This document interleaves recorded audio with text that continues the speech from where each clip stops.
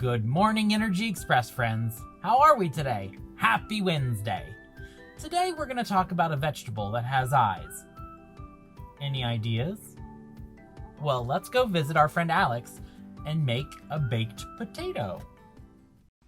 Hey everyone, my name's Alex and I'm from Grant County, West Virginia. I teach 4-H and my favorite thing to do is cook. So today you're gonna cook along with me and we're gonna bake a potato.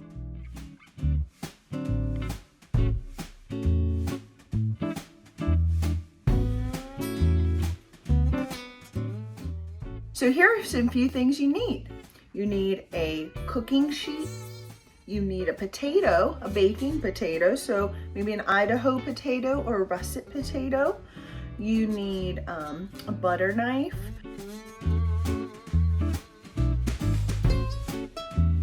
A fork, some hot pads, some oil, maybe 2 tablespoons worth.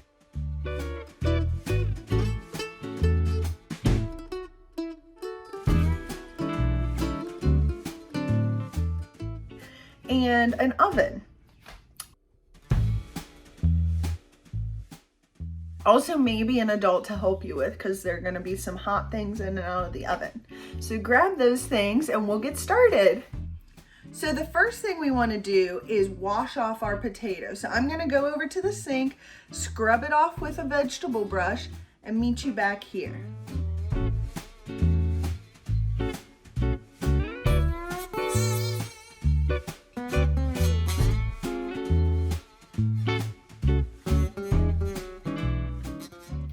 Okay, so our potato is clean. The next thing I'm gonna do is go over to my oven and turn it to 425, which is pretty hot for an oven, so we're gonna be careful when we put it in or out, but we wanna turn it on first before we're ready because it takes a little bit of time to heat up. So we have our potato here nice and scrubbed clean. I also have washed my hands, so we're gonna put about a spoonful or maybe 2 of oil. It can be olive oil, it can be cooking oil, canola, vegetable, any of those work. You can also melt some butter or you can use any other oils you may have that you like to cook with. So we're gonna rub this potato over with this oil because we want the skin to be nice and yummy. So roll that in there. You'll have a little oil on the pan, but that's okay. We're gonna keep it on this pan. You may need to wash your hands off after the oil. We're gonna keep on this pan, and you can even add just a little bit of salt. If you would like to use salt, just a little bit, sprinkle on all the sides to make it nice and tasty. Not too much salt, we don't wanna use a lot of salt, just enough. All right, so we have this great potato ready. Sometimes they roll around, but that's okay. We are gonna put this potato into our oven here, and we're gonna bake it for 45 to 60 minutes. So between 45 minutes and an hour, depending on how big your potato is. My potato, if I hold up my hand, it's not as big as my hand. So I'd say this is a medium potato, so it will probably be closer to 45 minutes. But we'll talk about how you tell it's done when we come back. So let's put this potato in our oven. All right. Our potato is out of the oven. And we're gonna check to make sure that it's done because again, we said depending on the size, it can take some different time. So we're gonna poke it with the fork and you can see it's going through really easily. So that means it's nice and soft inside. We're gonna cut this potato, being very careful, and you can use a butter knife or a sharper knife. Now remember, this potato in the pan is hot, so we're gonna be very careful, but we're gonna squeeze it together. Whew, see all that steam coming out? It means it's very hot. So we're gonna always be very careful when we're handling that hot dish. So now to finish off this potato, I'm going to put a little bit of butter right in there. It's going to melt really nicely. You can also use sour cream if you like. Sour cream. You can use bacon bits. You can even put a little bit of cheese on top. If you want some cheese, some Parmesan, or maybe some cheddar. Whatever you like. Some chives are a great way to add too. And there we go. We have a fully baked potato and we're ready to dig on in. Enjoy. And from baking tasty potatoes to learning how to grow tasty potatoes, we're going to learn how to grow potatoes in a bag. Hello everybody, I'm Evan Wilson. I am the Agriculture and Natural Resources Extension Agent for both Wayne and Cabell Counties for WVU Extension Service. And today we're going to be learning about growing potatoes in a bag. Now your family members, your parents, grandparents, aunts and uncles, they may have room for gardens and big raised beds or high tunnels, but many of us do not have room for those kind of luxuries of growing our own produce. But some of us are limited to a patio, a sidewalk, a porch, so that's where we got to be creative in using our space to the best of our abilities. And that is where we get to the idea of growing potatoes in a bag. Now many people like potatoes, french fries, fried potatoes, hash browns. We use them in a lot of different recipes, but to get those, we got to grow our own produce sometimes. So today we're going to be growing potatoes in a bag, as I said. And when you're looking at potatoes to get, you want to make sure you get some potatoes that have what we call seed potatoes, that have some nice eye development. Usually around March, you find in most of our hardware and feed stores to put out in your gardens. As we get later in the summer, they are a little bit harder to find. You may have to order them, but get out there early in March and you should have plenty of success finding those potatoes. So what you're going to do is a day or two before you plan to plant your potatoes in your bag, you're going to go through and find some really good ones, and you're going to cut or have somebody help you cut these potatoes so you don't hurt yourself. Make sure you have adult supervision there. So you're going to cut your potatoes just like that. And what we call here, we call this the eye, and that we're going to be using that term here in a few more minutes. So that is the eye, and you're going to let these heal for about a day or two, let the bottom of them scab over, and they should be pretty good for you to grow in the ground. But for today's video, we're going to put them directly into the ground, and that works pretty well too. People have used them for years and like that. But for right now, I'm going to cover this back up, and we're going to talk about our bag usage, or bag selection. So a lot of people have these reusable grocery bags you've picked up at the hardware store, somebody may have gave to you, but a bunch of people have these just laying in the pantry or in a utility closet. So we're going to put these to use today. So what you're going to do is, we're going to have somebody help you with this, because this can be very dangerous if you're not too careful. You're going to find a nice reusable bag, and then you're going to get either a pair of scissors or a knife. Again, have somebody there to help you with it, and you're going to very carefully punch some holes in the bag, and make sure you're punching away from yourself, just like that, and like that. That way we have some drainage for that water to go out of the bottom of the bag when we do add water later into this video, or into the growing season. So you've done that, and now you're going to add some dirt to your bag. That'll stay open. Just a few handfuls there in the bottom to get started. Or if you have a bucket or a cup, old feed scoop, that works too. And when you're thinking about getting soil, make sure you're getting a good garden soil. Many of our retailers have it. If you're using some soil from around your property, it may not be the best suited for it. And even out of your garden, it might not be the best if you're lucky enough to do that. So make sure you're looking at doing a soil test, or have your parents do that for you. That way we can get a good idea of what's going on in your soil, in your raised beds or gardens. So as you added a couple inches of soil to the bottom of your reusable grocery bag, now is the time to pull those eyes out you've cut a couple days ago and let them heal over, and you're going to place these in your bag with, again, the eyes to the sky. That way they can follow the light, and you get a better germination rate and better crop production as well. So again, the eyes to the sky, you're going to place a couple of those in the bag there. Depending on the size, you probably get 5 or 6 of those in there, depending on the size of your bag as well. The bigger, the more you can get in there. There are some really nice ones now with some holes in the bottom where you can actually harvest those potatoes directly out underneath of the soil, which are kind of cool looking. But then you're going to go back and add just a few more inches of soil to those potatoes. That way it's covered up. And you're kind of simulating what you do in the ground when you hill up your potatoes or cover them back up after you've sown them or planted them in your rows. But this again in the bag.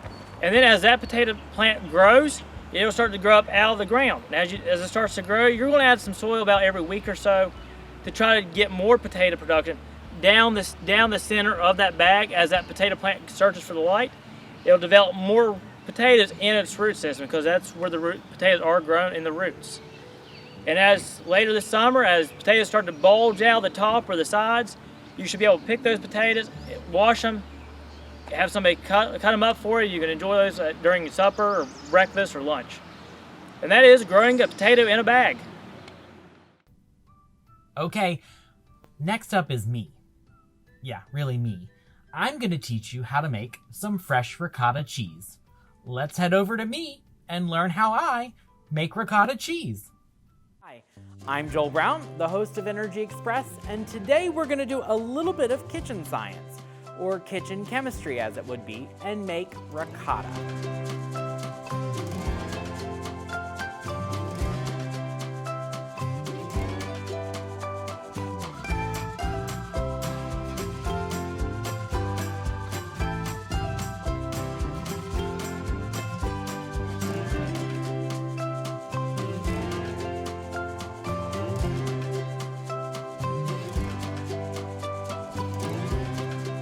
Ricotta cheese is a fresh cheese that's made with 2, really maybe 3 simple ingredients.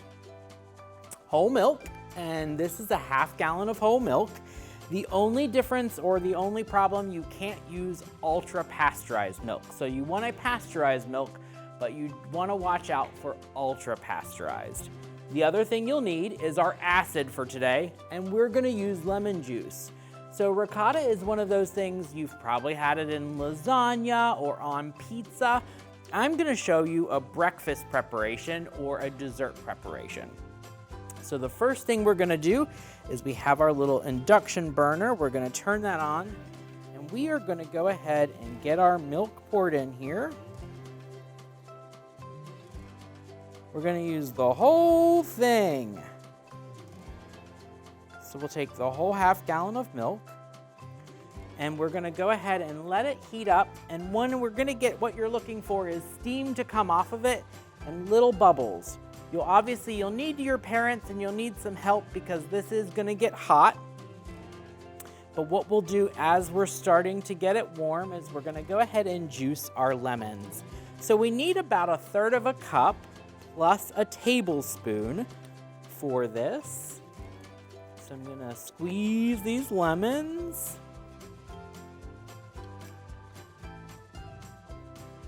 What you could do is if you were making a dessert, we're gonna use some blueberry flavor today. You could go ahead and zest these lemons prior to, if you have a zester, and use that in your ricotta. Go ahead and cut this other one. It's a great summer thing. I love this for breakfast on toast. You can even make a dip out of ricotta. Use it, like I said, as a filling in a lasagna or a manicotti or a stuffed shell. It's Italian, and in Italian, the word ricotta means to cook again, second cook. So what happens is the milk is obviously pasteurized by heat. And then what we're doing is we're adding this milk back to heat for a second time.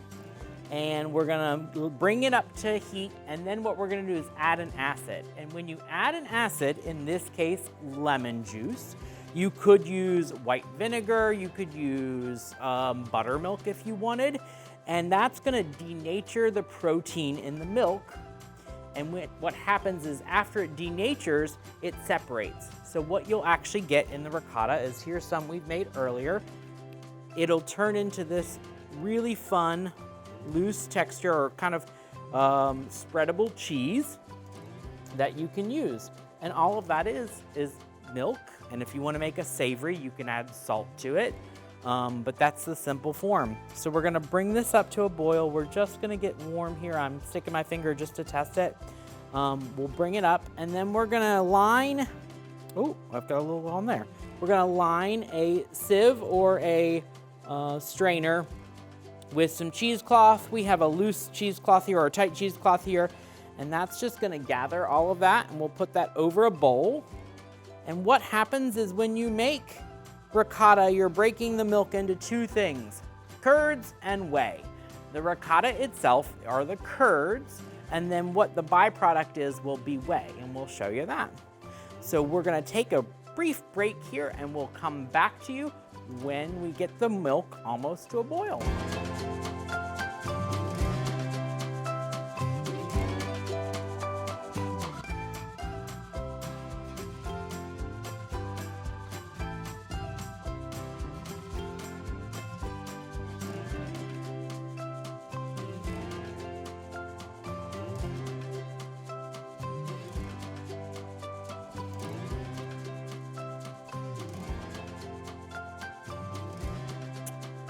So when your milk comes to temperature, as you can see, we've got a little bit of steam. We're also gonna have a little bit of bubbles in here.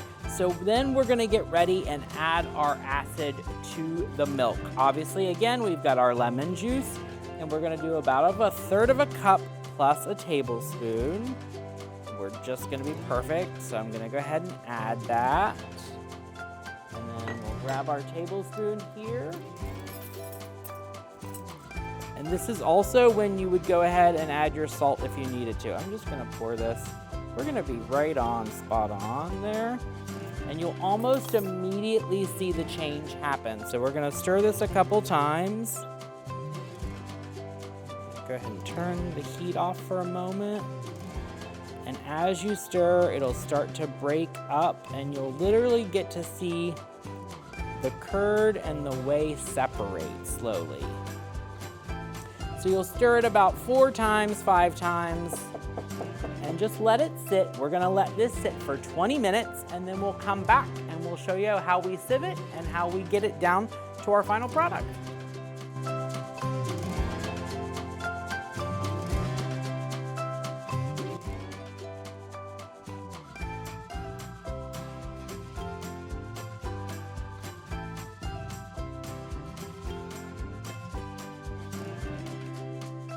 Okay, it looks like we're ready. So what you're gonna be looking for is you'll see some whey on the top that will separate, and I'm just gonna take a skim through here, and you'll see all of the curd and you'll see the whey start to separate. So that's great. I've got some curd left, as you can see, so I'm gonna go ahead and just get that off of here. And then I'm gonna take my pot and we're just gonna carefully pour. So we've got our bowl underneath, and we have a strainer, and then we have some loose cheesecloth that's gonna strain everything out. And what we'll do is we'll pour this in here, and what you're gonna end up with after you let it sit for about 20 minutes or so, you can let it sit for about up to 60 minutes, you're gonna end up with our final product, which is gonna be our ricotta. So this has been what has been sieved for about an hour and then refrigerated. And then for this use, we'll show you how I like to serve it for breakfast. I just have a bagel crisp here. We're gonna kind of make a couple of those. Like I said, you can serve it any number of ways. If you wanna do a savory version, you can salt it. You could add herbs to this and olive oil or lemon zest. But this is a great little breakfast snack or a sweet snack where we'll just go ahead and plop it on little. You can make it as fancy or as simple as you would like. Great source of calcium, very simple to make. And then you can find your favorite, if blueberries or raspberries, whatever is in season. I have a little bit of wild blueberry jam. Just put that on top.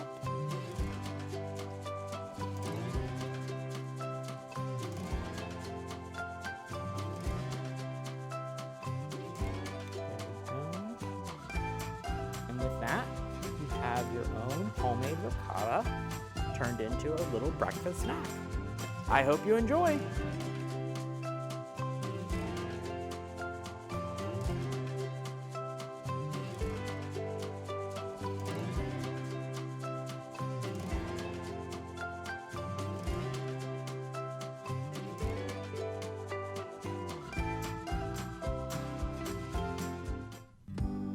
Even in summer, sometimes we feel stressed and we need to slow down. Let's learn how we can use some partner yoga to calm ourselves and practice some breathing. Hi, my name's Kerry Gabbard and I work for WVU Extension, and this is my yoga partner Sam, and we're going to do some partner yoga that parents and kids can do together. It's something for fun to help you relax and to connect with your kids. So we're going to start off sitting down. If you're outside or inside, it's best if you can take your shoes off, but if you can't take your shoes off, that's perfectly fine too. So we're going to start off sitting back to back, and we're going to do a breathing exercise together. So if it's comfortable, you can sit crisscross applesauce. If you need to sit on something that lifts you up a little bit to make it more comfortable for your knees, that's great too. We're just going to bring your hands to your knees. And if you want to close your eyes to help you focus, that's fine too. We're going to start breathing in and out together. So breathe in through your nose and breathe out through your nose. Good. We're just going to keep breathing together, and we're going to feel the way that our breath is going to sync up. This is going to help us focus. We want to go ahead and come into a wide-legged forward bend. So we're going to stretch our legs out. Our feet don't have to be touching. Sam's going to push his feet on the inside of my legs. You want to be able to sit up nice and straight. If it's uncomfortable on your hamstrings, bend your knees a little bit.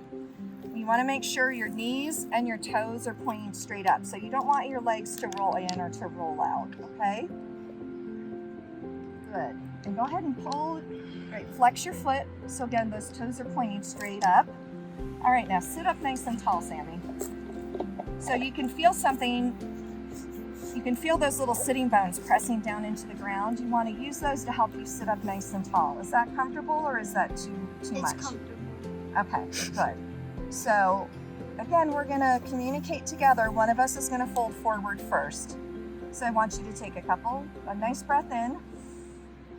And then as you breathe out, I want you to start to fold forward. So I want you to fold right here from your hips. Remember, bend your knees a little bit. Okay. Start to fold forward. Now you can straighten your legs. You want to be able to take 3 or 4 breaths. Good.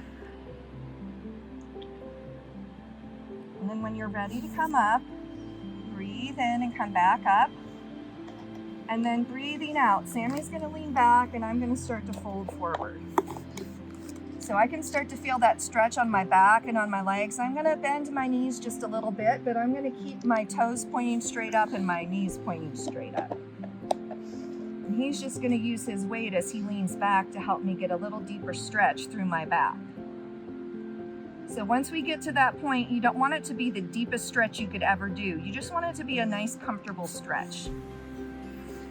Take a few breaths. And then next time we breathe in, let's come back up. Bring it in, just a nice little touch, little hug. So Sammy's gonna lay down on the ground. No, sweetie, I'm gonna have you lay down on your back. So this is called ragdoll. So Sammy is gonna pretend like he's a doll, okay? So Sammy, you're a doll and you're made out of cloth and stuffing. Go ahead and close your eyes, okay? So what I'm gonna do is help you relax your muscles and help you feel that feeling of peacefulness and calm, okay? So I'm gonna come around and I'm gonna move you around a little bit. I want you to sink down. Yep, keep your eyes closed and relax. So I'm going to start with your arms. I'm going to just relax. I want you to pretend like you're a stuffed animal. You can't move. you're just nice and relaxed. I'm gonna help you shake any kind of tightness or tension out of that arm. Now we're gonna do the other arm. Shake it all out. Shake it out. All right, now I'm gonna do your legs. So I'm just gonna shake your legs out. So any tight muscles, any tightness or tension, right? Any thoughts or feelings you want to get rid of, just shake them out of your body. All right. Now I'm going to sit next to Sammy.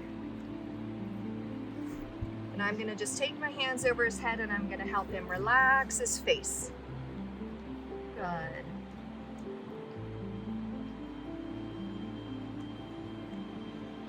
And then we're just going to sit here for a couple minutes and breathe. And Sam's just going to keep on relaxing. And I'm going to be here right next to him while he breathes and relaxes. I might close my eyes. We could even hold hands, or I could put my hand on his heart. We're just going to breathe in and out and let that feeling of calm and peacefulness just fill us up. All right, and let's do this. I'm going to have you bring your hands together, and then I'm going to hold my hands over yours, okay? So let's take 2 more breaths.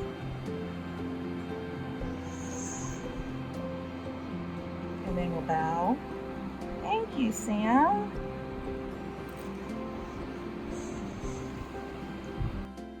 Hey, thanks for joining us today. What a fun day we had. What was your favorite activity? Well, I know mine was making the cheese, but I really want to make a baked potato now. And then practice my yoga skills. Well, we'll see you next time. Have a great day. Bye-bye.